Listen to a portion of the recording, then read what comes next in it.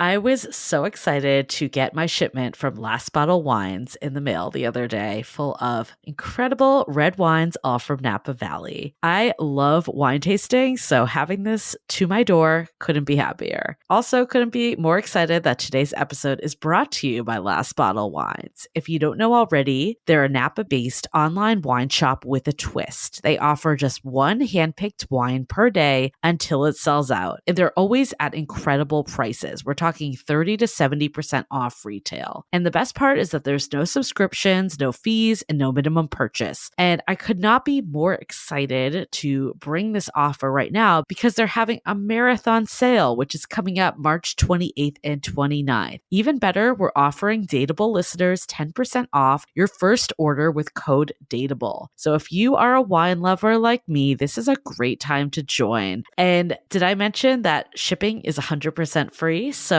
what are you waiting for? Mark your calendar for March 28th and 29th, or get on it earlier if you want. You can sign up at lastbottlewines.com and use code DATEABLE and find out why Last Bottle is the most fun way to discover and buy amazing wine. This episode is made possible by Badlands Pets. As you all know, Mojo, my precious baby, is the reason why I found love in the first place. He made me feel love again. So I would do anything to ensure his health and longevity. And actress Katherine Heigl and I have that in common. She's helped save over 16,000 dogs through her foundation. And after doing a ton of research, she feels there's one place we can look to improve any dog's health, and that's their food. So fortunately, she found that just by adding a few special superfoods to her dog's food, she saw huge transformations in their health. So she's made a 20-minute video explaining step-by-step how anyone can do the same thing to see incredible changes in their dog's health. I've definitely re-looked at what I'm feeding Mojo and making sure that, hey, he only has one life to live, and I want to make sure it's the best damn life. So if you want to keep your dog healthy and happy, go to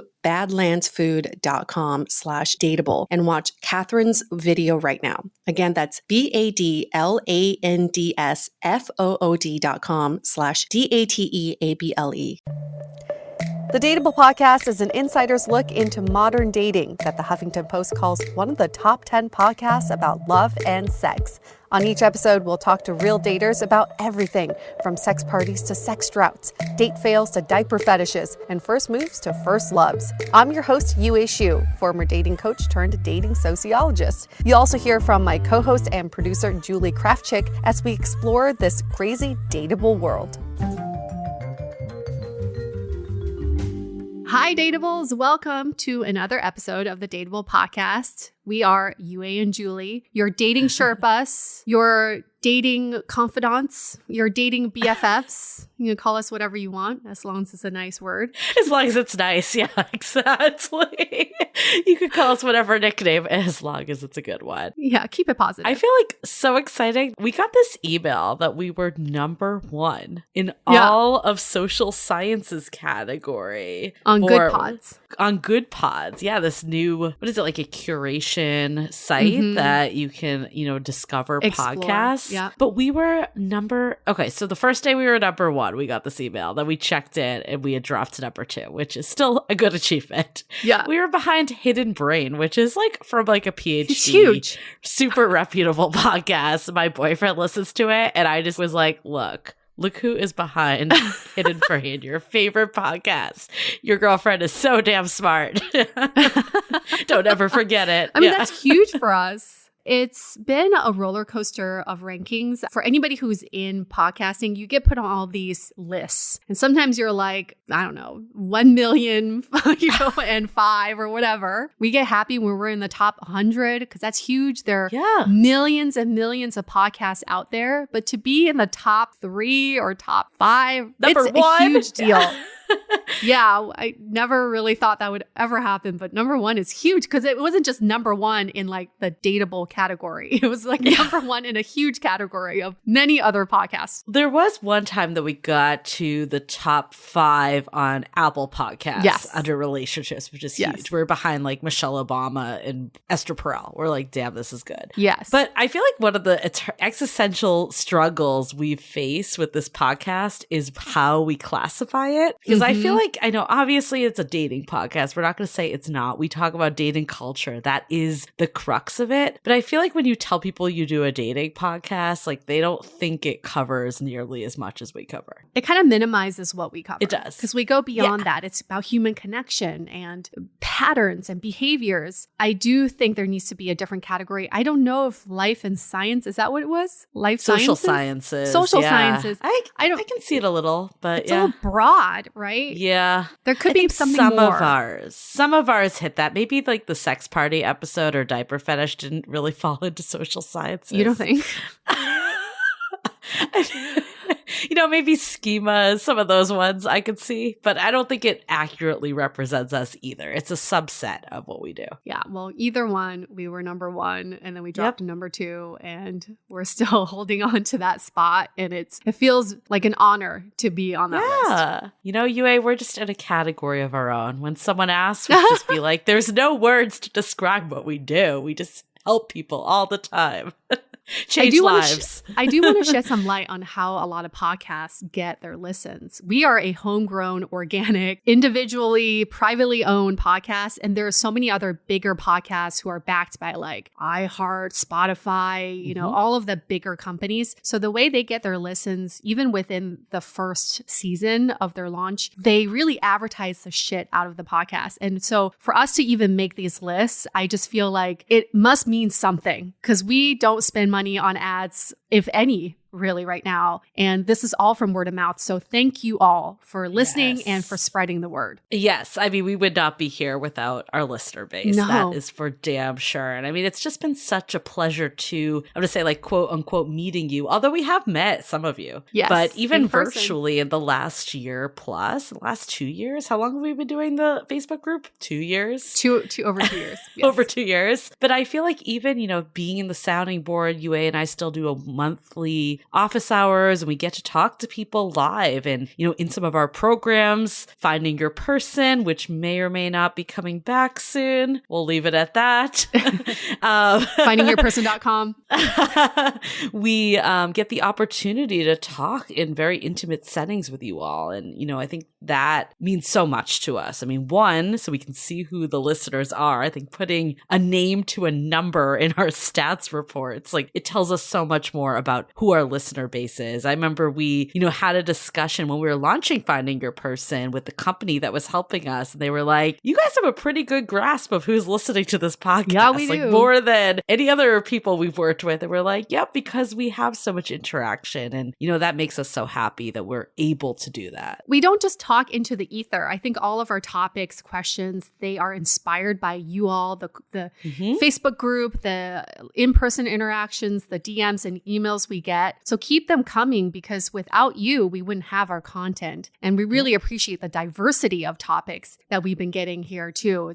It's really phenomenal to see, one, you're all going through lots of different journeys, but two, you're not alone in what you're doing. There's so much similarity that comes through all of it. And I think the episode we have today is really interesting because it's such a hot topic of like, is there a spark? Is there instant connection? Or do you let it grow over time? And I personally don't think there's a right answer for that. So sorry, we cannot shed light that it has to be this way. If you're a long listener of this podcast, we'll never tell you need to follow a rule. But I think one of the things that, we've learned from different stories is a lot of it is just like the headspace that you're in at the time, more of like the factors of where someone is in their life. Yeah, so many pieces fall into place. And when all those pieces fall into place, you often hear people describe it as when you know, you just get this feeling. And our guest for this episode, Trace, had that feeling with someone where he jumped right into marriage with this person and just knew right away. Whether you believe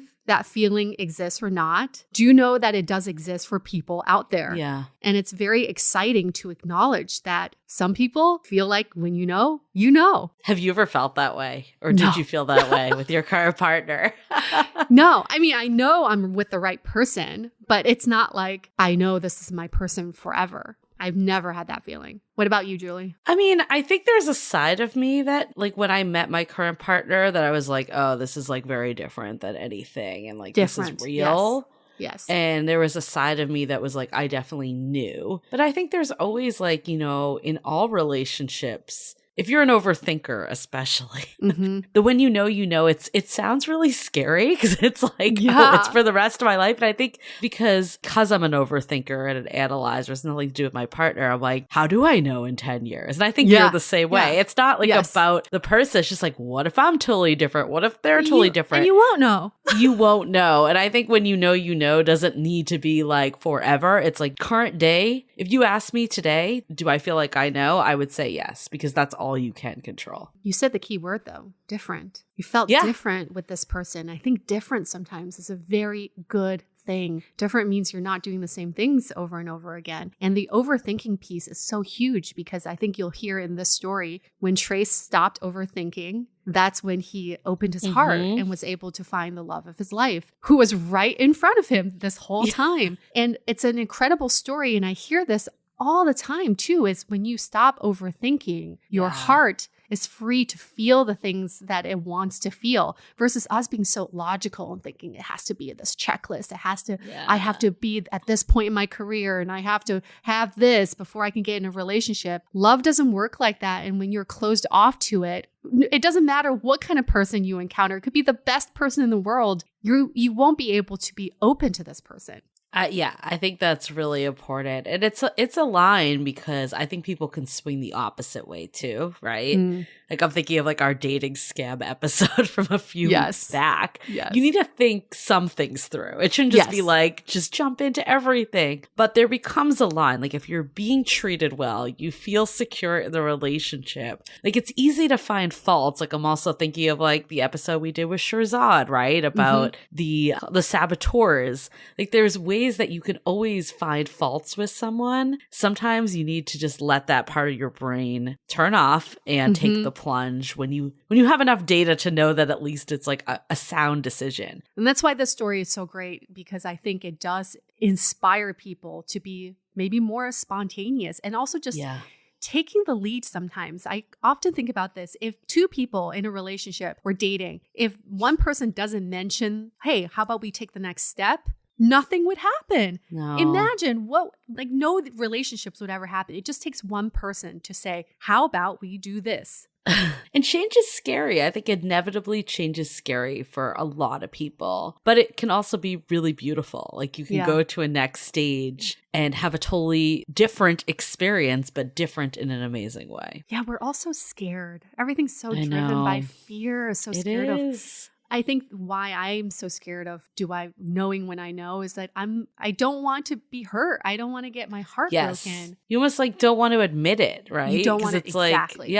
Because what if it's not true? What if my feeling was wrong? Like who the fuck cares? Like if you truly feel it, nobody can take that away from you. Yep. This is definitely an example of someone that knew instantly. Yeah. I mean, it kind of, because like, you'll hear it in the story. Kind of. There is a little buildup when they were in each other's lives and did not know. But then when that switch went off, they knew. So I think it's just an example that, every story is different. And there could be people that know each other for years before something becomes something. There could be people that go on one date and are like, this is going to be it. There is so many extremes to this that it's just such an individual story perspective. And in a way that's kind of nice. There doesn't have to be one script. We kind of see what works for us and we build that story with whoever we're with. I related so hard to this story, Julie, in a way that made sense for my past relationships, is that most of my relationships have been because I saw someone in a different way. And it wasn't about meeting new people. I think so many people are like, I need to meet new people. And there's like not enough people in my town. For me, most of my relationships were because I saw someone in a different way, like my current partner. Yeah. I've known him for over 10 years. Yeah. I didn't see him in that way till recently. Same with my long-term relationship in Beijing, this guy I was friends with. And all of a sudden I had a thing for him. Same with a New York relationship too. Was something just turned on in my head and I saw this person as a potential romantic interest. And I think that's lovely to know that maybe you don't need to meet new people to get into a relationship. Maybe it's just about reframing and just re-looking at the people in your lives already. I love that. I think that's so dead on. I know I have a friend that is now with her now partner, and for years did not see him as that. And she was going after, like that typical like hipster cool guy that's in a band. Like they're evasive, they're I don't know, like their first priority isn't you, basically. No. Like their priority is like becoming famous, even though they're like playing at, somewhere Like that Berkeley they're Bowl getting like basically paid in drinks or something. Right. Yes. Right. And she was into that type that, was a little more like edgy and cool, right? And then her current partner like wasn't that. And it took her shifting what she was actually looking for to realize like this great person was sitting here. So I think sometimes it's, again, where are you and when does that click happen? A lot of it has to be that you're in the right place. So funny you say that, because think about this. It's like some people, once they start dating a certain type, maybe they've dated two people of that type, it becomes a self-fulfilling prophecy where they feel like they need to keep dating people of that type because that's who I am. I date people like this. I resonate with that because I was like, I used to date guys who were the, ex-football guys, and that's my thing. And I'm going to keep searching for that. That's what happens when you get stuck on a type. You don't open your eyes up to the people who are actually better suited for you. Yes. Fascinating. Okay, well, so much food for thought. We'll leave it at that so we can dive into the episode. But before we do that, a couple of announcements. One, give us a rating on Apple Podcasts. Let's get to number 1 on Apple Podcasts with all of your support. So drop us 5 stars, hopefully a nice little love note too. We love to see the feedback coming, especially when it's positive. But this really does help our livelihood. So if you have something negative to say, maybe just don't say it. Just saying. Just be nice. Move on. This is a free podcast, let's be honest. And then the other announcement, we are going to be opening up registration again for Finding Your Person, our flagship program. We've heard such great feedback from folks, and UA and I have some bandwidth that we feel like we could take on another cohort. So we will be announcing the exact day that the cart will be open essentially to get your spot. But you can go to the waitlist now and go to findingyourperson.com, join that, and you'll get everything you need to know about when the waitlist will open. If you're on the waitlist, you'll get an email the day before it goes out to the public. So get on there and see what it's all about. So findingyourperson.com. This program has been life-changing for some people. And it's all about reshifting and reshuffling some of the things that you may have experienced or believe in your dating career. So it's such an eye-opening course, I guess you could call it, with different ideas and questions that you may have never thought of before. Okay, so yes, definitely check out Finding Your Person. And before we get into it, let's hear from one of our sponsors. This episode is made possible by Switchcraft. I love Match 3 games, but they all can seem so redundant with the same format and similar storylines. Switchcraft, on the other hand, is a brand new take on Match 3 games that's both fun and interesting. I absolutely love that there are literally thousands of levels to play, so you never get bored. And the storyline is also very engaging. You're trying to help Bailey and her friends uncover the mystery of the disappearance of her best friend, where every match presents a new piece of the story. And along the way, you can make decisions. This is my favorite part because it's like choose your own adventure, because the decisions drive the narrative. For example, who to antagonize and who to befriend. In Switchcraft, you take on the role of the witch at Pendle Hill, the world's top academy of witchcraft. Along the way, you'll find unique characters, a gripping story, and even a little romance. The best part is that your choices in the game determine the outcome of the story, so you're in the driver's seat. Download Switchcraft for free and unlock the magical mystery. Okay, let's hear it from Trace.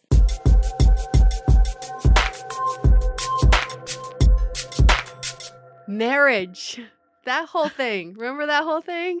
I feel like for so long that you and I have been doing this podcast, Julie, that I feel like people are giving up on the idea of marriage, or at least they're delaying it. And there's actually numbers to prove that people are delaying when they get married. It's sort of a fascinating time that we're in right now coming out of COVID, where people had concentrated time to think about what they want. Do they want a relationship? Do they want marriage? Do they want monogamy? Our guest today was very clear about all of these things. His name is Trace, and he recently got married. And we're going to get into that story because that story is so incredible. But he currently lives in LA and originally from St. Louis. He's 31 years old. And yes, he is married. Welcome to Dateable, Trace. Thank you so much for having me. This is so exciting. I love to share this story as much as possible. So it's an honor to be here. I love that our rare guest is a guy that can't wait to get married. That's just like telling of the times. Yeah. Where have you been? Where have you been all this time? But Trace, let's get right into it. You recently got married after dating someone for 3 weeks. Is that right? How did this whole thing go down? 3 weeks time. It's actually a crazy story. And every time I tell somebody or think about it, it just like, I don't know. I love it. It's like one of my favorite love stories. So I went through a big breakup about a year ago now and was with that person for 12 years. Wow. So obviously commitment hasn't always been an easy thing for me. So after that breakup, I, had a lot of self-reflection, a lot of time to kind of spark new relationships and new friends, not just a partner, but just friends in general. And I had a really close group. I made a really close group of 3 friends. We were best friends. We were inseparable for like 7 months, did every single thing together. And at the beginning of this year, we had a trip planned to go to Big Bear, and my now wife had COVID. She got COVID the Wednesday before we were about to leave on a Friday. Aye. So we had a set group of people. Yeah, I mean, it's very fitting for the times, but we had a set group of people going, and 2 of our best friends were going to be there as well. And so everybody canceled. Everybody kind of freaked out, jumped ship. So then we wanted to reschedule it for a month later, and we did. Totally different group of people. Our best friends weren't there. We kind of had like a hodgepodge of random friends go. It was actually me and 5 other girls. So we had a great weekend, one of them which was my best friend too, Kelsey, my wife. And one of the nights, we had a little drunken talk, long talk. And wait, drunken talk? It was a drunken talk. It was a lot of, we've always had so many vulnerable conversations. We've been so close, and the connection that we've had has been so deep for the past year. She went through a big breakup too, which brought her out to LA from New York. We've just been through so much, and we had the best conversations. And it's funny because we were kind of like helping each other navigate different relationships, trying to help the other person find their partner. And all the while we were kind of shooing off people and not really knowing that it was, to make room for each other. Oh. But wait, yeah. I need some clarity on this story. We need to step back for 1 second. Yeah. So how did you guys meet in the first place? And when this trip is coming along, like how long had you known her at this point? Okay, so we met about a year ago. I hired her at the group fitness studio I was working at as front desk staff. And then that was right before the breakup happened. So then a couple months fast forward, and we were just hanging out all the time with our 2 other best friends. So we knew each other for about really well for about 10 months. And yeah. So friends first. Best friends. Best friend. What does that look like? What does a best friendship look like between, did you have an attraction towards her during the 10 months that you were friends? We look back at it now and we say, yeah, there was something there. We've both had so much love for each other, but we also cherished the friendship. So that was something that we didn't want to risk, subconsciously. And there really wasn't like a opening for that to happen, which is funny because we look back and there were, many nights where I had to sleep in her guest room from, we were out drinking and having fun, and I would end up sleeping in her guest room. So those nights were like, both of us were kind of wishing something maybe happened now that we look back on it. But yeah, so I mean, I think the best friendship looks like seeing each other in such a vulnerable state and seeing like every single part of you, right? Like the parts that are tragic and you need somebody to lean on, and you need somebody that you can literally vocalize everything with and have those deep connections. She loves being vocal about this and kind of normalizing this, but she froze her eggs in January. So I gave her some of the injections along the way. I did sober January with her just because she wanted to have as less stress on the body as she could during this process. And I picked her up from the egg retrieval. So it's just like, it was literally doing anything for that person. And it was one of the best friendships I've ever had. Like I have a group of best friends from back home, but nothing was like this. Interesting. Interesting. So you're both kind of healing from past relationships too when you first meet. It's starting under a best friend vibe. Now let's continue the story because I think I needed the context that was missing. Yeah. No, sorry, I know. I get excited telling the story. Yeah, the drunken talk. Let's get back to it.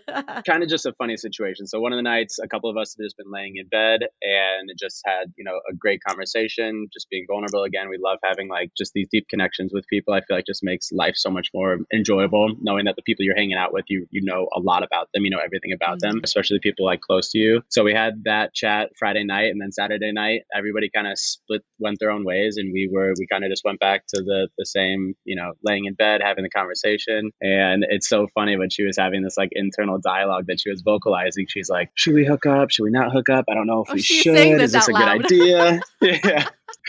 Yeah. And so, it happened. And, there was a little anxiety the next morning, wondering if it was just going to be that, if it was going to do anything to the friendship. It's just a drunken one night thing. And that entire ride home from Big Bear holding hands, it just made so much sense. It's like we've been dating for a year, right? We went through the get to know each other phase on a level that you would never really, you wouldn't really be comfortable doing right away and as deep. Right. It was just funny. It was kind of like the stars aligned, like had these best friends been on this trip with us the second weekend, like, or even if the first week would have happened, like this probably would have never happened. We all would have been together. All the timing. But here's the thing, right? You can go on trips with your best friends and then hook up with them and then decide that maybe you want to start dating. You guys got married. So, okay, help us bridge that gap a little bit. You have that nice hookup and then you wake up the next morning, you're holding hands. How did that leap into marriage for you? So we had Vegas was a trip that was planned for us a few weeks later. So the next weekend after Big Bear, we'd been laying in bed talking, and we were both like, we've been through all this stuff. We almost settled in relationships, and we've never been so happy in the past week. And just knowing that like we've spent so much time together in the year prior leading up to this, that like, I don't know, everything just seemed like so certain. And I've never had that level of like, wow, this is it. Like this is all I could ask for in a partner. This isn't what I knew a partnership would be like. Even, I went through a relationship for 12 years that and almost ended up in marriage because I felt like that was the next step that needed to happen. That was long overdue, but there was obviously a reason why I hadn't committed to that. So we were laying in bed a week after Big Bear, and we were like, this is it. Like, I love you so much. I know everything about you, everything that I possibly could. I know what kind of person you are. And so she actually has this, she wears her grandmother's wedding ring. Her grandmother just passed away a few years ago. She was 101 years old. Whoa. From Germany, Nazi Germany. So she wore this wedding ring on her right hand. And so us just having that conversation, just like, I'm all in. She's like, I am all in. So I just pulled the ring off that finger and put it on her ring finger, just as like a cute little engagement. Just a very special moment. And, so that was the engagement. That was like how you did it. Wow. Wait, how soon after the Big Bear trip did you say the L word to each other in a way that was that wasn't platonic like before? It's funny because I'm pretty sure the same night we were talking about that. We were like, I say I love you all the time as a best friend. And that love was still like, it was still such an unconditional love that this, it's just flipping the narrative on it a little bit. It's just turning it from a friendship, but still having that best friendship. We've always wanted best friends as partners. That's what we told each other as we were helping each other find a partner, which is so funny that it ended up that way. But you're like, oh, and she's here. All she's been right here, right in front of me. Exactly. So yeah, I mean, then it was just like a funny, like, I don't know, like if this is the same, how should we approach the love you situation? And I don't know, it's still, everything just felt so right. Like it didn't really, we didn't have to like debate it or think about it too hard. Wait, I want to go back to the Big Bear nights when you're there. You want all the details? Yeah, like, oh, she wants all the details. I want all the details. Like, how did the transition happen? I know you said that you looked at each other, that like, she kind of started to talk out loud. But like, how did you even get to that point? Because I feel like sometimes bridging the gap from friends can be hard. Yeah. You don't know what the other person's thinking, right? 100%. And I think that's kind of like why she had that internal dialogue that she was just like, should we do this? Should we not? But we just had one of our deep conversations. And honestly, it's a great question to ask her what the conversation actually was, because I'm not sure I remember at this point. But it was just one of those conversations where it just like opened it up and you could just see like that this person was being so vulnerable. And, the alcohol might have had a little to do with it, but just a little bit. It just kind of, The just a liquid little bit. courage. The liquid courage. Yeah. So I don't actually know what the conversation was that transitioned to it, but it was just so much love and us being alone in that position. Like I said, I'd slept over at her apartment in the guest bed all the time, but never in bed with her. So that was obviously a change up of environment. But yeah, it was just it's just how we've always kept stuff. Just super vulnerable, super open, very communicative, and very real. And were the two of you doing a lot of like one-on-one stuff? I know you obviously said you brought her to the egg freezing and like all the stuff that like is very boyfriend-like. Like, were you going on like one-on-one dinner dates or like dinners? I don't want to call them dinner dates back then. Yeah, and that's another funny thing you say that, because somebody said to her, she's like, or one of her friends or acquaintances was like, best guy friends don't take best friends to their egg retrieval. No. So that was funny when we heard that. But yeah, we spent a ton of one-on-one time together. I actually helped her find the apartment that I moved into. So, like, we did everything together. Yeah. You knew, you had a premonition. You're like, could I see myself in this apartment? I could see myself laying in this bed right here. Yeah. Wait, Trace, so you go, okay, it's a very playful moment. You take her grandmother's ring and you do this proposal, or seemingly like some sort of proposal. And then what happens? Because now it's like, is this for fun? Are we joking around here, or is this serious? It was, it was a cute, playful moment, but it was dead serious. I mean, again, we just knew everything we possibly could about each other, and we knew what we wanted in a partner, and just from helping each other out. So it just everything made so much sense. It was like one of those aha epiphany moments when all of this happened, and when we like first had the discussion after Big Bear. So we had that Vegas trip planned out, and it was kind of like a joke. So she has a family text, a group text with her family, and she like threw it out there. And I've met her brother. We got along so well when he came to visit. I met her brother-in-law who came into town as on his way through to another trip. And I don't know, just I think hearing her telling her parents that we were dating and hearing it from those two important people in their lives, it made sense to them as well. They're like, we couldn't be more happy for you. We obviously know what you went through in the previous. It was an engagement, her last relationship. So she, they knew everything that she suffered through then, and they could tell how happy she was, and hearing it from those two significant people really told them a lot too. So, that when the Vegas trip came around, we were telling the friends on the trip that we were there with that we were going to do it. They're like, you guys aren't going to do it. Yeah, I wouldn't believe you. Yeah. So we had it planned out, or we didn't have it planned really, but we were telling our friends. And then Sunday came around, friends shipped off, and we were sitting at brunch, and we're like, let's just see like what it would take to do this. So we looked up that you had to get the marriage license. And if everything worked out, we had a little gap in between the marriage license and the actual ceremony. But if everything worked out, it would have taken like 30 minutes to do the whole thing. So That's it? It's honestly, it took us 15 minutes to get the license, and the ceremony was 15 minutes. So wait, okay. And then you fucking did it. Did just the two of you go and do it, or did you bring your friends that you were with? Like, what was the whole celebration? They left, and it was just us and Elvis. Okay. I mean, nobody believed this, by the way, because you posted something on your Instagram, and I remember so many of us were like, was this a joke? It's like paparazzi releases a photo, and everyone's like, do you think this is real? Is this gossip? And it was fucking real. He confirmed it. Yep. So who was like the first person you told after this happened? I think it was her family were the first people. She has that family group text. I think we FaceTime with them right after, actually. And then we told just our best friends after that. So it's funny. So she had her parents, she kind of like prepped them for a little bit, like throwing the little jokes out there that it would happen. So they had some sort of expectation that it could possibly happen. And I didn't tell my parents at all. In fact, like my sister, I was terrible about this, the past few months communicating with my sister. My sister didn't even know that I was dating anybody. So like them finding out from social media was really funny. But my sister found out that way. We FaceTimed my parents, and they were like blown away with complete happiness, but they were not expecting it at all. So the reactions were good. Oh, they were incredible. So my parents came in town for my birthday earlier this year. They met Kelsey for the first time. They had obviously heard so much about her. They met her for the first time. We went to go watch postseason football, and my parents and I were at dinner. We met them up after, a bunch of friends. My mom and dad could not stop talking to Kelsey the entire night. So after we left and split up, my mom looks at me. Both of them actually look at me. They're like, "Why are you and Kelsey not together? Like, she's gorgeous. You guys are perfect together. Like, why guys is not a thing. So they were psyched when this They happened. planted the seed. Yeah.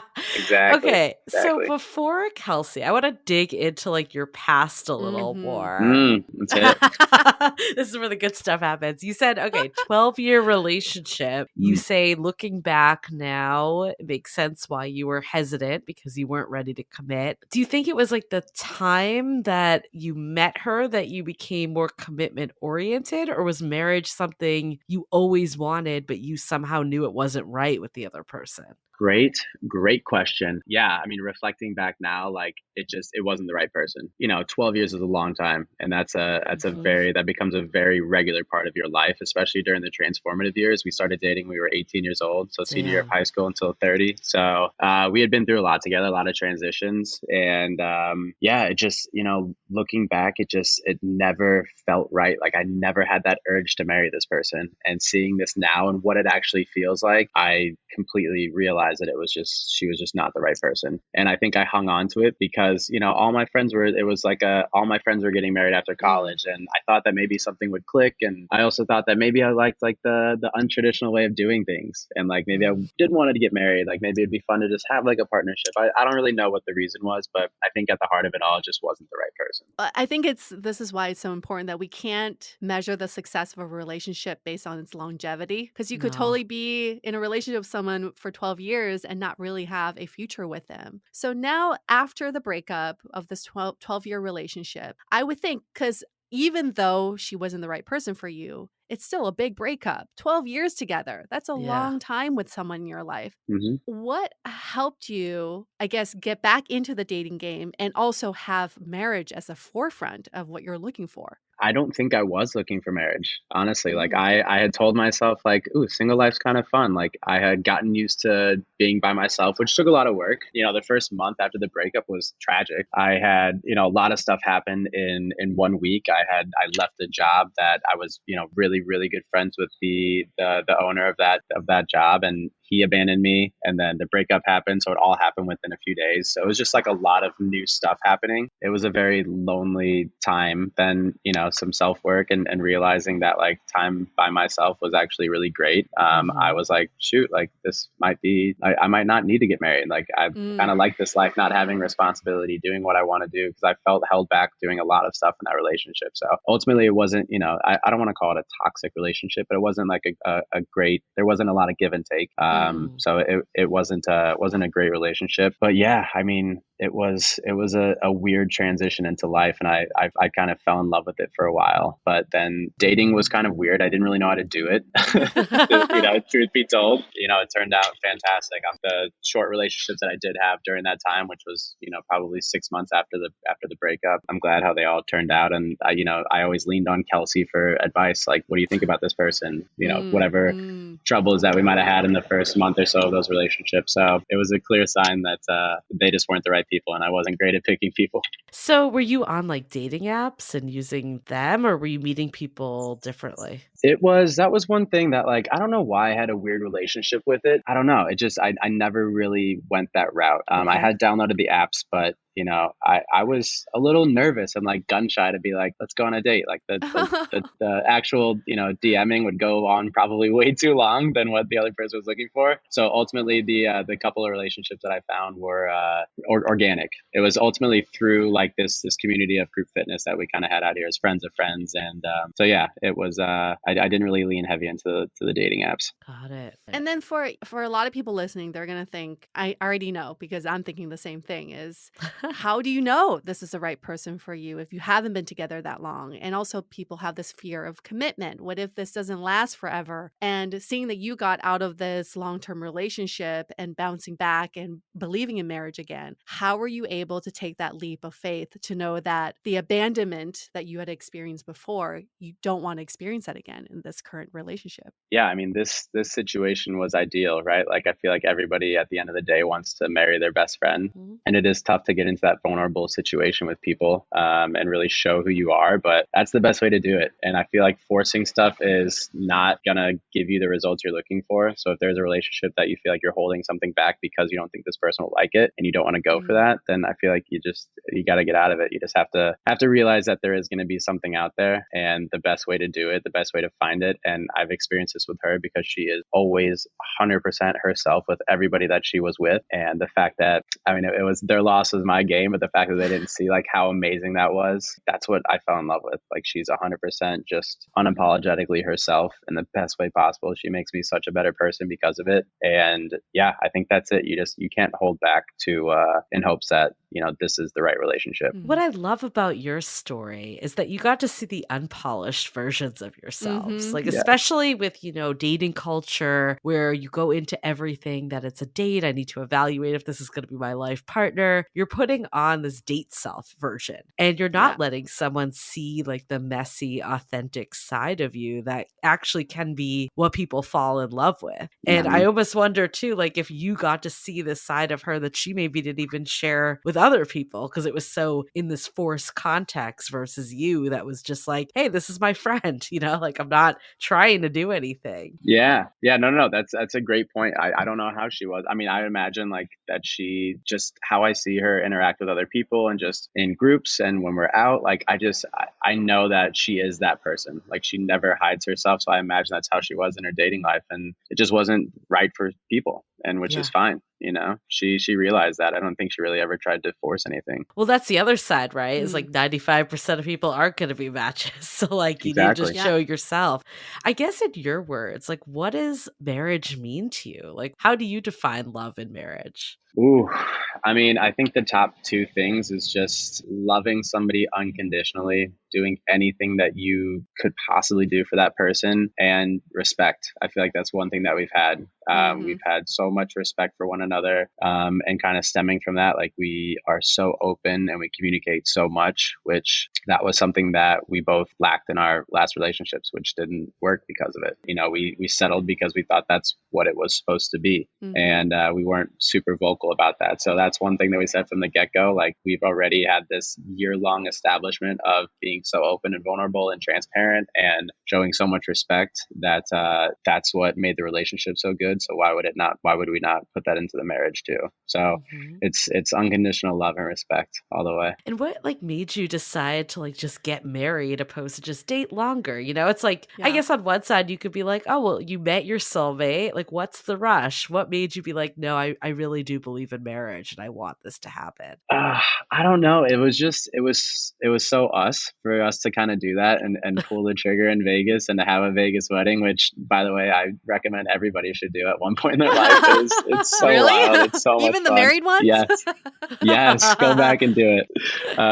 But no, you know, we were so committed and we already had the year-long dating. So, and we're actually doing like a traditional wedding and everything. We booked our venue for next year, but I don't know. I don't want to call it like a why not situation because I feel like that kind of takes the luster out of it. It was just like a special moment for us. I feel that instead of dating long term, you could also say you already did that, right? Like you've already been in a long term dating situation. And what I love about this story is that everything is about you two. It's not for other people. Proposal wasn't for other people to see. The whole marriage ceremony wasn't for other people to see. It was just you two. And the fact that you were like, it's just so us, that makes no sense to me, but it makes all the sense to you. And that's all that really matters, right? Ultimately, in a partnership. So amazed that this all happened so fast, but there must have been some seeds planted in your upbringing, in your childhood. How did you see marriage when you were growing up? What did it mean to you? Oh, I love my parents so much. They have their quirks. They have their just these awesome qualities. But I didn't have the best relationship with marriage. I feel like my father was a lot more into the marriage than my mother. Like I just spoke to my father a few months ago, and I found this just absolutely bizarre. But he's like, I feel like your mother's never been able to be like completely vulnerable. He loves her for who she is, and he's seen a lot of sides of her, but he just feels like she's never been able to like he's ever seen her cry before or like break down to him about something. So I love them so much, but I just feel like I didn't really have that great marriage to look up to. You know, I saw it in other friends and other of my friends' parents, but as far as like in my household, like my parents were never like affectionate, and Kelsey and I are disgustingly affectionate. And so I don't know. I think it's just like, I love how you said that, Yue, and somebody else actually said that to us too, that like we already did the dating thing. We were with somebody for such a long period of time. She was engaged at one point, so she did that. that. Like it's, I don't know. We didn't need that. So I think like it was kind of unfamiliar to us, this feeling and this emotion for somebody else, that we just wanted to like capture it. So I feel like that's what we did. Well, I love too that you said like one of the things that's drew you to her so much is how vulnerable she was. And you said, you know, that you're very affectionate, which are basically the opposite of what you saw. And I've heard that a lot. And I know I've experienced that too. It's like sometimes, you know, we all think like, oh, someone that wants to get married, they probably had this message from an early day about getting married. But sometimes it's like, oh, I actually recognize that this is something amazing because it's different than what I saw. Yeah. I mean, that could be it. Like the lack of it that I didn't see is like something that I didn't want my relationships to be like that. Yeah. And you're like, I need to hold on to this. Yeah, exactly. So, and it's funny, our parents were actually in town this past weekend. They met for the first time. Oh my and gosh. her parents they have an awesome love story. They're very affectionate, and you know, it started out as a relationship where like her dad was really trying to go on a date with her mother, and she just kept ignoring him and just kept blocking him and all of this, and then finally went on a date. She said she's never laughed the way that he made her laugh the entire night, and that was it for them. So now I just see like how affectionate and how passionate they are. So I can definitely see where she gets it from, because it was kind of the opposite of me. Interesting. Let's hold that thought for a few messages. This episode is sponsored by Via. We all know there are things that can help set the mood in the bedroom, but did you know a little THC could also do that? Yes, Via has developed a unique blend of pleasure-enhancing cannabinoids, libido-strengthening herbs, and a low dose of THC all into one mind-blowing gummy called High Love. This gummy, wow, it will awaken your senses, increase blood flow, and intensify any sexual experience. I've been pleasantly surprised by the High Love gummies because it is just the right amount of THC for me to have a good time without feeling sleepy. And hey, if THC is not your thing, Via also offers a wide array of other gummies without it. And everything legally ships in 50 states with discreet packaging directly to your door. So if you're over 21, you can get 15% off and a free pack of award-winning Dreams THC plus CBN sleep gummies with our exclusive code DATEABLE at viahemp.com. That's VIIAHEMP.com. Let the gummies work their magic. Head to viahemp.com and use the code DATEABLE to receive 15% off and one free sample of their Sleepy Dream gummies. That's viahemp.com and use the code DATEABLE at checkout. Take your passion and pleasure to a whole new level with High Love from Via Hemp. Living with ADHD can be a challenge, and dating with ADHD is definitely a challenge, we've heard many of you say. But finding the right care and proper tools needed to succeed can be life-changing. Done is an online ADHD care platform that can get you all the resources you need to help manage your ADHD. Online visits, refills, and a 24/7 care team made for you. In just 1 minute, Done's online assessment can help kickstart your ADHD treatment journey. With experienced clinicians, worry-fill refills, and online visits, you can start getting personalized care as soon as today or tomorrow. So contact an expert team that can help you around the clock and get a personalized treatment plan just for you. Here's how you do it. Take a free 1-minute assessment and book an appointment with a licensed ADHD clinician as soon as the next day. Get continuous care, one-click refills, insurance coverage, and 24/7 care team support with Done for just $79 a month, and pharmacy copays as low as $0. Visit get.donefirst.com/podcast to learn more. That's get.donefirst.com/podcast to learn more. Done. Turn ADHD into your strength. This episode is made possible by Armoire. Armoire makes getting dressed easy. With a clothing rental membership from Armoire, build the perfect wardrobe with brands that are high quality, unique, and recommended just for you. All you have to do is take a 5-minute style quiz and select items from your dynamic, personalized closet. The styles show up at your door in as little as 2 days. Then when you're ready for new clothes, just swap them out. Listen, I live in Southern California. There is absolutely no need for puffer coats or any sort of those winter jackets. But when I travel anywhere else in the world in these cold months, I'm often burdened with the task of getting winter clothes. And now with Armoire, I can just rent my winter wardrobe. It's brilliant. Right now, our listeners can give Armoire a try and get up to 50% off their first month. That's up to $110 $125 off. Just visit armoire.style/dateable. That is armoire.style, spelled ARMOIRE.style/DATEABLE to get up to 50% off your first month and never worry about what to wear again. Try Armoire today. Do you remember like when you first started to think about marriage, or like even the thought about marriage even popped into your mind? Probably towards the end of college, I would say. I feel like that was kind of Okay. when it felt a little more pressured. But yeah, I never really like had that idea of like being married or having kids, or never really felt maybe like that I was even in like a stable enough part in my life where I could even have that. I always felt like just going through like college and stuff, kind of like switching programs, and I always felt kind of behind the eight ball as far as like being where other people were, like my peers were. So by the time we graduated, a lot of my friends were getting engaged, and I had friends that were having kids like 2 years after college, and I was like, Wow. man, like I can't even imagine doing that right now. But Mm. seeing that around me, obviously it was a thought, and always received pressure from my ex's family, from her, about doing Mm. it. So yeah, just never that pressure never, if anything, it deterred me from getting married, hearing that all the time. Yeah, exactly. You and your ex had conversations about getting married, and you hmm just didn't want to pull the trigger. Yeah, I guess you can call it an excuse, was that kind of going back to the stability thing. I never felt like I was going to be in a position to feel comfortable enough to get married and to Mm. start a family. So Trace, have you watched The Ultimatum on Netflix? I just saw it scrolling through the other day.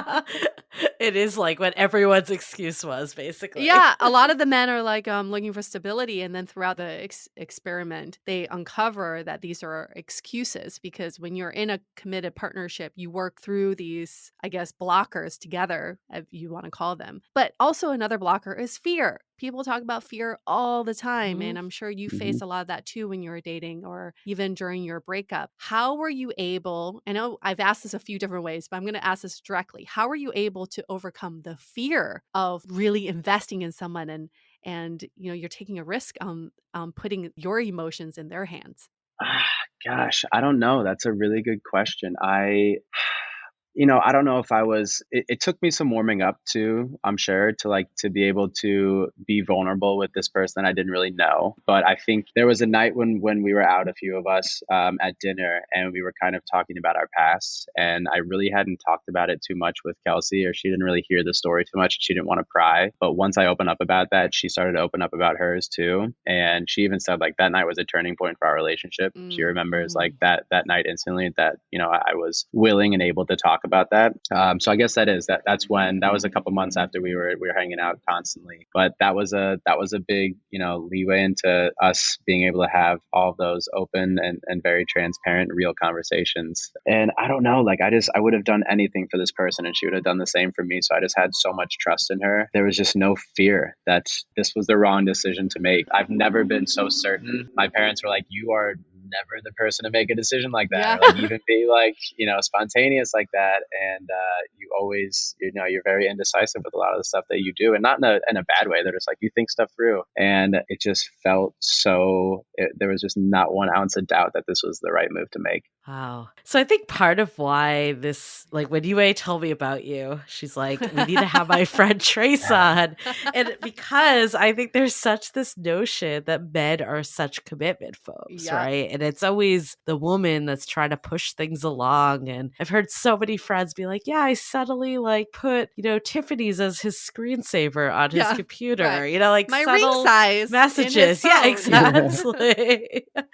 Like, I guess, like, what are your thoughts about women needing to put pressure on it? Is it truly just like you're a novelty, or is it that like they're not with the right people? Yeah, I guess it's like I don't know. I'm sure it's case by case, but like, I think I understand that one thing also is like, it's a game against time too, right? Like the egg freezing, I know, is a big thing for her, and doing that. So I could understand that she was with somebody for 8 years, and the marriage never happened. That was a massive amount of time to invest. It is like an investment, right? You're investing into a Mhm. relationship, but I don't know. I guess one long lasting running joke in my last relationship is that I slipped up about like 5 years into our relationship. Somebody had gotten married that we were like, oh my gosh, like she got engaged after like a year or two. And she was like, I can't believe it. And I was like, yeah, I guess when you know, you know. So like that stuck with her for so long. Whoa. Thinking back on that,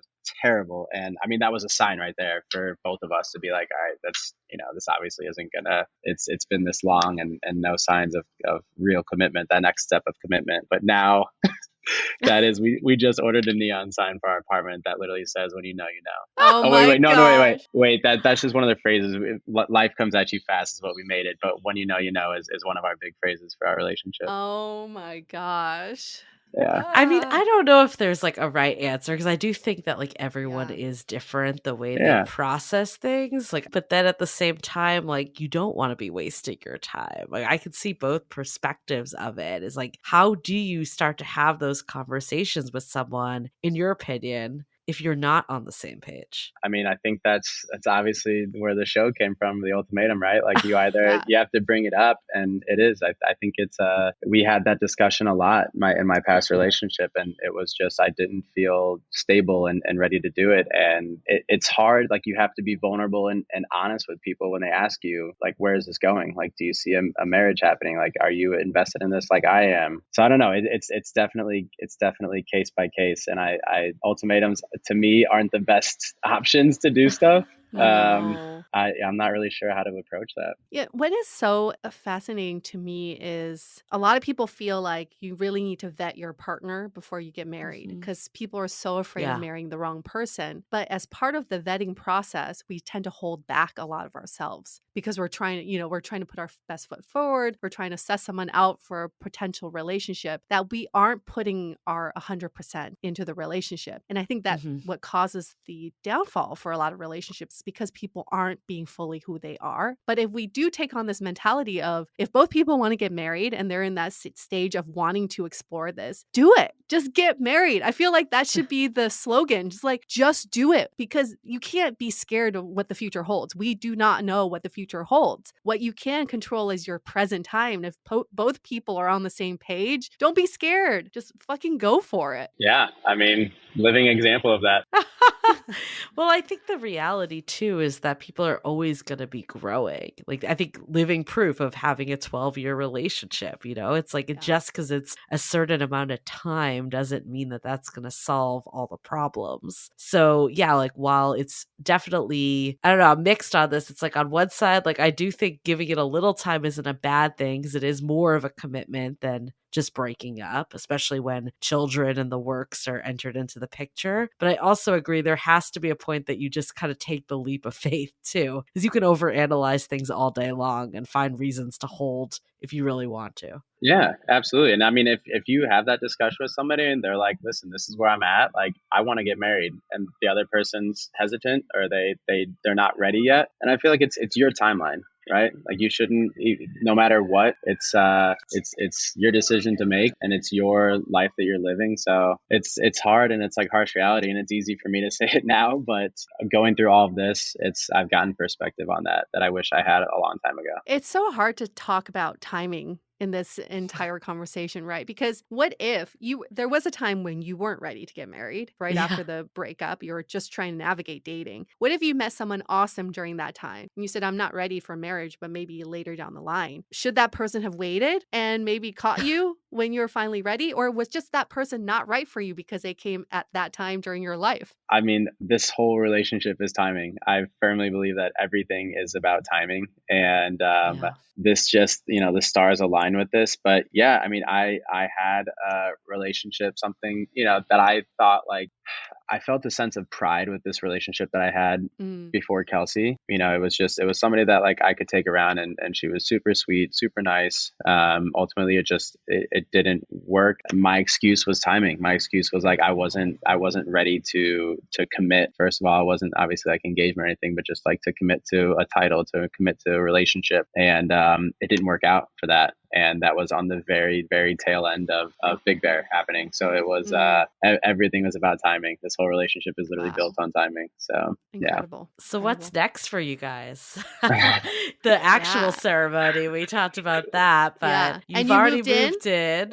Moved in, and so we have the actual ceremony's happening. I still have a proposal planned, so that'll happen soon.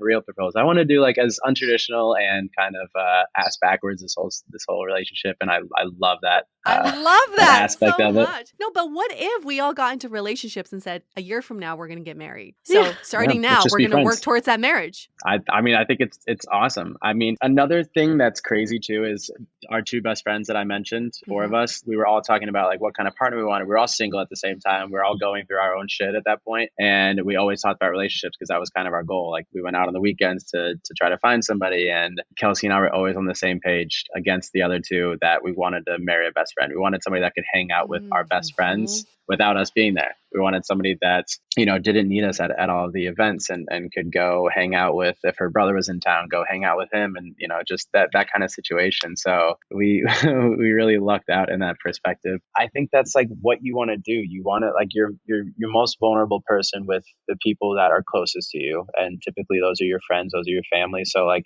having a relationship that starts in such a strong friendship, such an open and deep connection, I feel like is the key to finding somebody for you. So much so. Yes. Yeah. It's so backwards for modern dating today. So backwards. It is. I mean, there's so many takeaways from this. Thank you, first of all, for sharing your story. I think this is really inspirational for a lot of people because it is so different than the way modern dating works, like the opposite, pretty much. And I think everything you've said is just how it felt right. Of course, like you need to don't enter bad situations. We're not saying don't think at all. Of course, there was a lot of things that was pointing that this was a great romantic prospect. I really believe that we can talk ourselves out of anything if we let our minds play into it. So sometimes it is really just checking in with how am I feeling? What is my gut telling me? And, once you're in a committed state, you can make things work. Like that's the key to relationships failing is when one or both people aren't ready to make that full commitment, that they're holding back in some way. So the fact that you guys just kind of dove in, it's really good for anyone that, is feeling like they're mentally looking through a checklist or really weighing the pros and cons repeatedly. Sometimes you need to just underthink and not let your own brain get in your way. Right. Right. Yeah. I think it's trusting your gut. It's laying that foundation, I feel like is the biggest thing, having that vulnerability with somebody. I love that. Like not really just checking off the list. Like we knew exactly who we were as people, how much we loved. Like it was just a recipe for like a perfect future. Yeah. We're so excited just because like we know we've been so open about how we want a relationship to go, like how important a relationship is to us and how, everything has to work together and what's super significant and important that needs to happen. And we've been so transparent and, forthcoming with like what we expect of a partner. And that communication level and that vulnerability level, I feel like is the biggest thing. Like we feel like we are literally unstoppable, that if we do run into obstacles and adversities, which we're so happy right now because that hasn't happened, but are we realistic that it's going to happen? Absolutely. But the thing is that we feel like we already have such a good foundation. We have resources already that we can pull from and tools that we can use, just being best friends and talking stuff out for the past year, that we're just going to lean on that. I think that's key. Marry your best friend and also laying the foundation. The foundation of a friendship is something we forget in modern dating. You see people in early dating treating each other like shit because they're trying to play the game of like, ooh, can I get this person to like me more? But the foundation of a good relationship is a strong friendship. And some of the things that people do in modern dating, they would never do to their friends. Are you fucking kidding me? Like, don't return their friends' text messages or, standing someone up because you had other plans, better plans to do. You would never do that to a friend. So I think that's like a huge takeaway from this conversation is when you are dating someone, you're building that friendship first and seeing if you can be friends with this person before you can layer on some of the more romantic aspects of a relationship. And I think my other big takeaway from that is because when you are friends, you don't have preconceived notions, there's no judgment. So you can have more of the real conversations that you were talking about, Trace, that a lot of people don't have when it comes to early dating. And I love the fact that you were saying you don't need a good example of marriage to be in a good marriage. You don't need a good example of love or relationship to be in a good, loving relationship. I think this is where we can feel so empowered to create our own love and our own relationships. Instead of saying, I don't have the guidebook, I don't have people before me to lay out the steps for me. Great. That's even better because now you can take the steps to create the love that you want that fits you. Who cares what other people think? Because it's not them. It's about you and your partner. Yeah. You guys definitely created your own path. And I love that about this story. Oh, yeah. Yeah. We've written our own story and we're excited to see what's in store. I think you also seize the day. I think so many times we think about the future, overanalyze that, or we get caught in the past. But you were just like, I enjoy being with this person in the present and I want to make every day more of this. And I think that sometimes it can be just that simple. Sometimes we do just really overanalyze. Yeah, absolutely. Yeah, I think it's being present in what you have and not looking at the past. And I mean, using that and realizing that it's created the person that you're becoming. And I feel like we use that to our advantage. Well, it's been such a pleasure to hear this story for the second time for myself, but I got more details because of Julie. Thanks for asking for all the details, Julie. Talk about that drunken night. That's what I'm here for. I was like, hold up. We need to go back. Hold up. Yeah, let's rewind. I skimmed over that one. Yeah, when you were on the bed, what exactly happened? So thank you so much again, Trace, for telling us your story. And thank you for all of our listeners because we love sharing stories like this. It gives us hope and it just shows a different way of doing love. And everybody has their own way. You just have to figure it out for yourself. And it should be a fun and exciting process when you meet that person, when you know, that knowing feeling it's like the best feeling in the world. We hope that everybody gets to experience that feeling at some time in their life. So thank you again for that, Trace. And for all of our listeners, we love hearing all the things from you, especially when it comes to reviews in Apple Podcasts. Send us a little love letter on Apple Podcasts, maybe 5 stars, in the review section. Pay it forward. Seize the day, right? Seize the day. Do it. I love this. Do it for love. Okay, we're going to wrap up this episode. Stay dateable. The Dateable Podcast is part of the Frolic Podcast Network. Find more podcasts you'll love at frolic.media/podcasts. Want to continue the conversation? First, follow us on Instagram, Facebook, and Twitter with the handle @DateablePodcast. Tag us in any post with the hashtag StayDateable, and trust us, we look at all of those posts. Then head over to our website, dateablepodcast.com. There you'll find all the episodes as well as articles, videos, and our coaching service with vetted industry experts. You can also find our premium Why series where we dissect, analyze, and offer solutions to some of the most common dating conundrums. We're also downloadable for free on Spotify, Apple Podcasts, Google Play, Overcast, Stitcher Radio, and other podcast platforms. Your feedback is valuable to us, so don't forget to leave us a review. And most importantly, remember to stay dateable.